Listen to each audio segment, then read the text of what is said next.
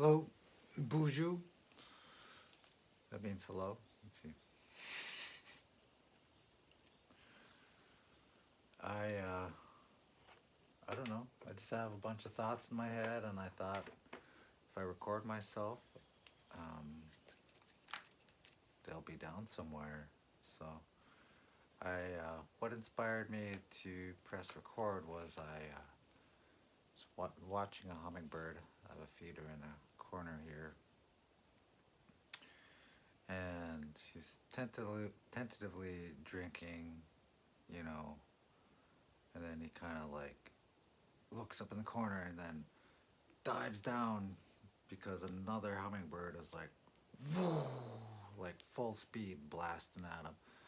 And I get to watch hummingbirds, well, not all day because they're not constantly here, but they are amazing to watch. It's like watching like fighter jets, like the acrobatics, and you know, I try to like separate them out, you know, to make it more, try to create a more peaceful environment, but uh, they own these corners. Like they basically, if anyone shows up to try to drink from their feeder, it's go time. So, and that relates to a thought I had um, earlier was, you know, it's not all love and light, man. You know, a lot of these critters out here that I love and I take care of, they're, you know, especially these gray squirrels that are, you know, some of them are black, so it's um, it's pretty fun to watch them play. It's like, you know, rolling around black and white, or the two black ones, or some. One time I saw three squirrels like wrestling. It was pretty crazy.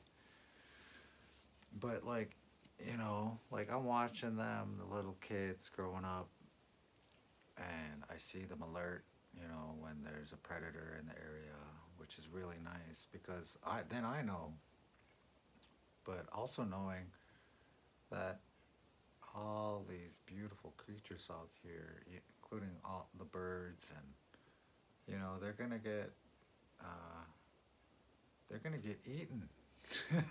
Something is gonna eat them. A predator is gonna eat them. You know, they're not gonna live till old age. Some of these squirrels can live, you know, into their teens, but um, for the most part, you know, they lose a step, you know, they have one little injury and you know they can't run away. Something's gonna eat them. Um, what's what makes me so different? That I live behind a wall, you know. Fortunately, I was born in a part of the world where we're constantly not under attack because I'm in the country that does the does that. So, and you know, I had a lot of thoughts about like abundance, like, oh, we live in a world of abundance, like, because you are who you are and you were born where you were born. You know, I'm not seeing a lot of, you know, other people from around the world that are basically forced to prop up this system that keeps just a small percentage of the population living these lives of just unbelievable wealth, including myself. I'd be considered poor by many people's standards, but just living here, I'm filthy rich, filthy, and I don't have any money in the bank. Just my ability to be healthy, to you know the the the thing, the survival worries that I have are in my mind. Like I have worries about, you know, walking out on this road and somebody targeting me. You know, that's a real possibility. But and like odds wise, like going to Vegas and betting, like being where I am, chances are pretty good I'll make it home. But there's other parts of the world that's, you you're rolling the dice. Um, but I imagine people are aware of that. I don't even know what I'm talking about. One thing I wanted to talk about was I was so jazzed about ASL. Like I'm not deaf, but um, I don't know how this stuff happens. Like things get put in my feed and I check it out and it's interesting and I watch more of it. And so I was watching this lady who was doing songs and like acting out stuff, and that was me imitating sign language. Like, and I like was fired up. Like, yeah, man, I want to learn ASL, and I typed that, and next thing you know, I got another video that was like, oh yeah, people that say you're inspired, and here's like kind of like a jerk way of like, you know, oh you're just talking shit, you ain't gonna follow up, and I'm like, challenge accepted. And I didn't even look into it. It just the algorithm was like, hey, watch these. You might learn something. And I'm like, oh, I got excited because my my memory has not been so hot lately, and so I'm like, am I even gonna be able to retain this shit? Because I've taken Spanish for multiple years, and I only. That's not true. I was gonna say I only know the swear words, but that is far from the truth. And I remembered some of the words, like I live here now. But since I'm not deaf, I can't share that with anyone. You know, that was the message.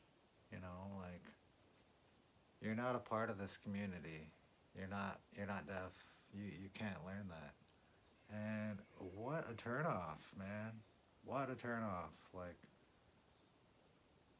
and it was also implied that if you're not deaf, you can't teach.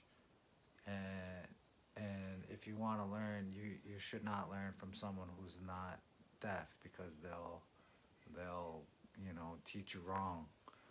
And I'm like, whoa, man, that just like just like that, it felt like a wet blanket was tossed on me and my excitement for learning this language because like it felt really natural for me, the process of speaking and the style of communication um, fits the way I process things, and I'm like, whoa, this would be, I would love to be able to communicate with people, have another way to communicate with people, because I understand, like I sometimes I'm not speaking like this. I will speak a lot softer, and it's harder to hear.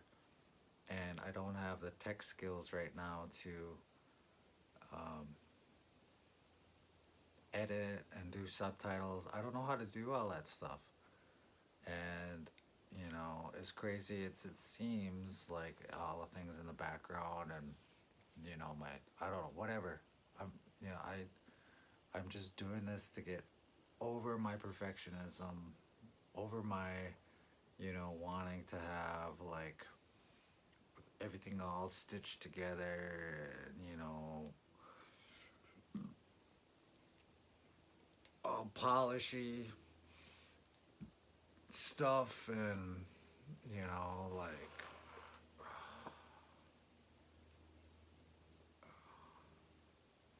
the Instagram polish, like.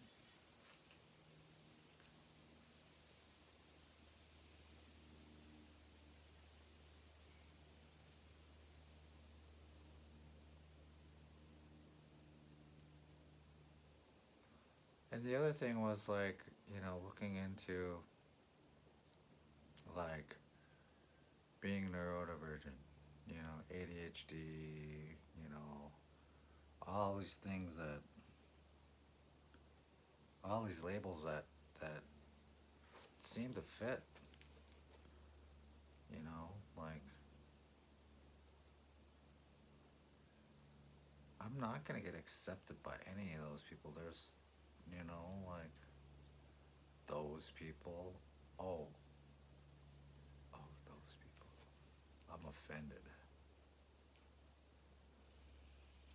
Man, there's so many things that are just don't make any sense at all. So many labels, like, that in order to find some type of acceptance, you gotta take the whole bill. You gotta take it all. That never just, it just irked me. It didn't make any sense. If you're that, you're evil. If you're this, you're good. And then the people over there think that group, and it's exhausting, man.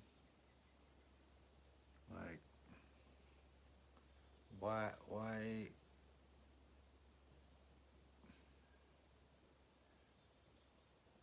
do you think I want to play a game like that?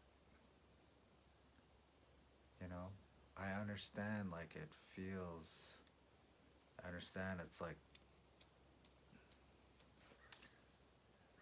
I understand that everything that I share is a presentation, is a show, is a thing. So, in a way, unless I just completely disappear, which I'm not going to do, like never gonna do. I'm gonna be here forever. I might as well um, do a curtsy and figure out a way of living in this world, because I have a lot of living to do. There's a kind of feel like I've been Rumpelstiltskin, like I'm waking up and like what's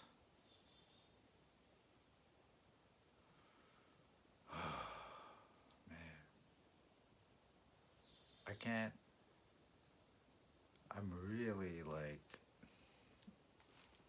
trying to edit myself. I remember being in massage school, and there was this girl in the night class which I had to take. So I was a day night student because I had a teacher that was handsy. So I had to take a class from an evening instructor, and but there was a girl in the class who was, oh man, she had the dirtiest mind.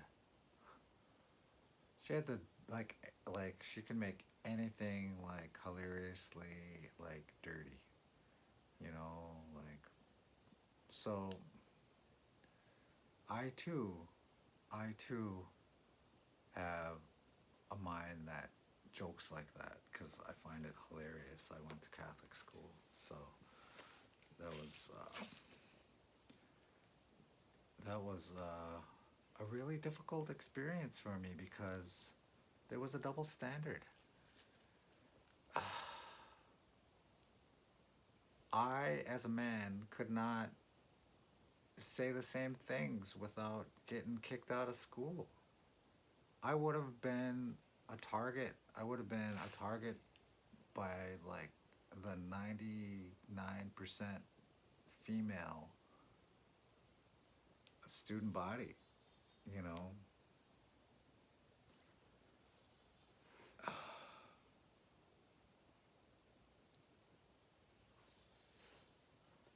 So it's like I had to mask so damn hard and be so inauthentic. It was painful.